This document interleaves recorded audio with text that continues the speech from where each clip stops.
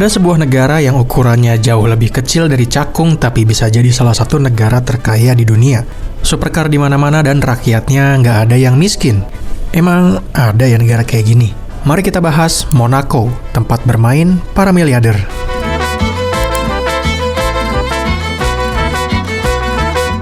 Monaco adalah sebuah negara kota yang berdaulat yang terletak di Riviera Prancis di Eropa Barat. Disebut sebagai negara kota karena ukurannya yang sangat kecil. Seluruh negara Monaco ini dianggap sebagai sebuah kota tunggal. Gak ada pedesaan dan semua kegiatan ekonomi, pemerintahan, dan sosial terpusat di wilayah perkotaan yang sama. Makanya disebut sebagai negara kota. Bayangin aja, saking kecilnya negara ini, bahkan lebih kecil dari Jakarta yang luasnya itu sekitar 660 km persegi, sedangkan Monaco ini luasnya cuma sekitar 2 km persegi aja, jauh lebih kecil ratusan kali dari Jakarta. Bahkan kalau dibandingin sama salah satu kotanya, misalnya Cakung, masih gedean Cakung, yang luasnya di 41 km persegi. Monaco ini terletak di sepanjang pantai laut Mediterania di wilayah yang dikenal sebagai Côte d'Azur. Wilayah Monaco sebagian besar terdiri dari bukit-bukit, dan beberapa areanya terbuat dari pulau reklamasi atau pulau buatan, ya mirip-mirip kayak pik gitulah. Meskipun wilayahnya cuma seluas 2 km persegi, tapi jangan salah, kalau kita masuk ke negara ini tuh ibarat kita lagi makan-makan pas di hari raya kurban. Isinya daging semua coy, alias isinya orang kaya semua. Bahkan berdasarkan survei yang dilakukan oleh Wealth Insight, dikatakan bahwa 1 dari 3 orang yang tinggal di Monaco ini adalah seorang miliarder. Wah, tapi masih kerenan kita sih ya, ada quadrillionaire hiu. Beberapa miliarder terkenal seperti Steve Wynn dan Eyal Over adalah salah satu di antara orang-orang kaya yang tinggal di Monaco ini. Dan mereka memilih Monaco ini sebagai tempat tinggal karena beberapa alasan.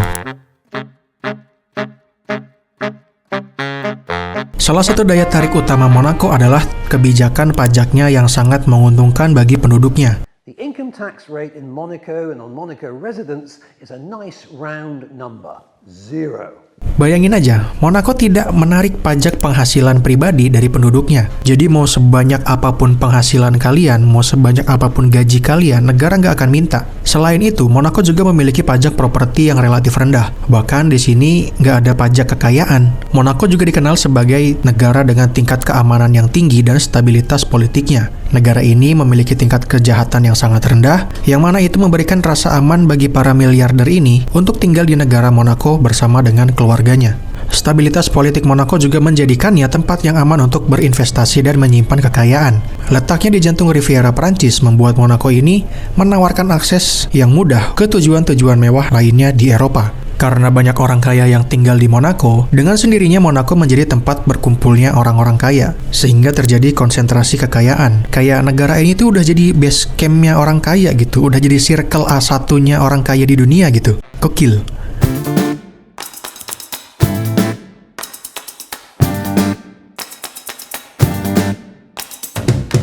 Dan karena Monaco ini menjadi salah satu konsentrasi miliarder dan jutawan tertinggi di dunia, orang-orang kaya ini memiliki kemampuan finansial untuk membeli dan memelihara supercar mewah.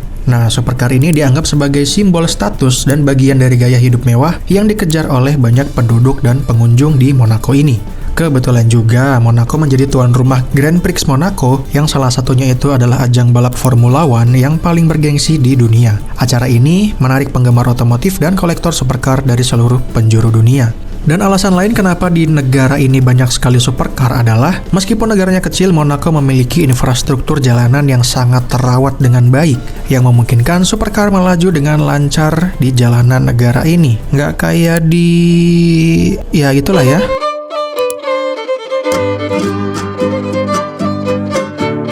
Dengan segala kemewahan ini, emang berapa sih kekayaan penduduk Monaco ini? Monaco sendiri menjadi salah satu negara dengan PDB per kapita tertinggi di dunia, yang menunjukkan tingkat kemakmuran yang tinggi. Sektor-sektor utama ekonomi Monaco adalah di bidang keuangan, pariwisata, dan industri mewah yang cenderung menawarkan gaji yang lebih tinggi. Meskipun demikian, biaya hidup di Monaco juga sangat tinggi, sehingga gaji rata-rata kemungkinan juga lebih tinggi dibandingkan dengan negara lainnya. Sebagai perbandingan, untuk makan di sebuah restoran aja, untuk satu orang mungkin bisa menghabiskan lebih dari 100 euro. Dan berdasarkan data dari Bank Dunia per 2021, Monaco masih menjadi negara dengan PDB per kapita tertinggi di dunia, yaitu sekitar 234.000 US dollar per tahun. Kalau dibandingkan dengan negara kita Indonesia yang memiliki PDB per kapitanya hanya sekitar 4.700 dolar per tahun, itu selisihnya agak jauh ya.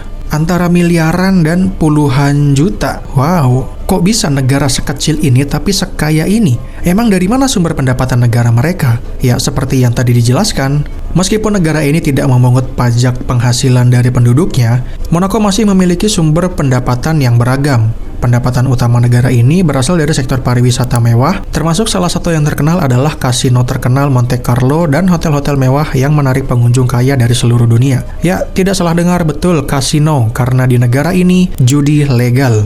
Bukan halal ya, tapi legal. Dan legalnya itu hanya untuk kalangan tertentu saja, yaitu kalangan wisatawan. Kalau untuk warga negara Monaco sendiri, perjudian dilarang. Dan itulah juga yang menjadi penyebab kenapa tidak ada orang miskin di negara ini. Karena negara melindungi warganya dari serangan perjudian.